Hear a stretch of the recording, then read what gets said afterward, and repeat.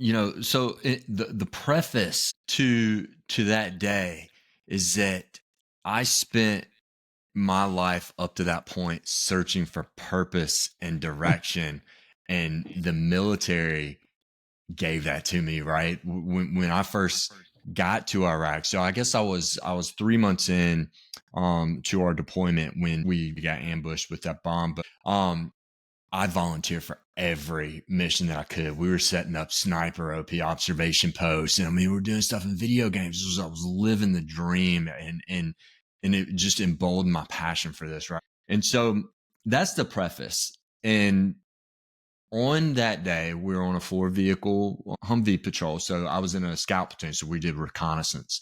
And so we're southwest of Baghdad. That's called the Triangle of Death at the time, just for the right. Uplifting term. Let's head to the Triangle of Death together. I know. Well, yeah, it's not a vacation spot, but and what's crazy is that area though is historically known as the Garden of Eden area. Like it's where the Tigris and Euphrates merge. Yeah. Right below there.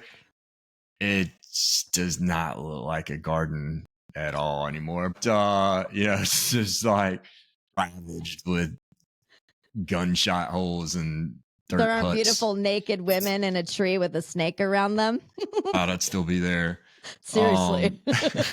Right. But anyway, so we're on this 4-vehicle patrol around Yusufia. So the triangle, if anybody knows, probably not Yusufia, Ludufia, Mahmudia. They have creative names. So I'm the rear gunner in a Humvee. And so this is before we had these large mine resistant vehicles.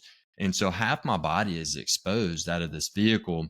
And as the rear gunner, I have what we call the 6. I have a rear security. And I mean, I'm 21 years old. I'm on this 50 caliber machine gun. I mean, feeling every bit of that power. I know. Yeah. And we all, like, I mean, especially me, I don't want to speak for everyone, but like, I wanted to fight because I always thought about everybody, soldiers in Vietnam, World War II, and what they did. And I mean, it's just amazing. And so, I wanted, I guess, that chance to prove myself, right? But the fight did not happen as I envisioned. My vehicle struck, or an IED hit our vehicle, an improvised explosive device, roadside bomb, and it catapulted our vehicle into the air and sent it into a roll. And I remember dropping in the gunner's hatch. You're taught or trained to drop down, grab the radio mount, and try and hold on. Obviously, training is different than the real thing. And I just remember saying, lights out, say a prayer. And I knew I was going to die. And I landed, I hit the ground, and I was like, my God, I'm still alive. He didn't and I look die. up, I did not die. And I mean, I almost thought, I was like, am I in another world? Like, right. It was surreal. Like out of body experience. Oh my God. Absolutely. Yeah. But I look up and I see my driver is unconscious in the passenger seat. And so when I went to move towards him, that's when I felt something achy in my arm, because it takes a while for your nerves, to kind of catch up to what's going on. Sure. And so I took my right arm to feel for a break, and my hand just hit nothing. And so I looked down, and my uniform is just mangled, covered in blood, and my forearm is lying on the ground, connected by a piece of tissue no bigger than your pinky finger.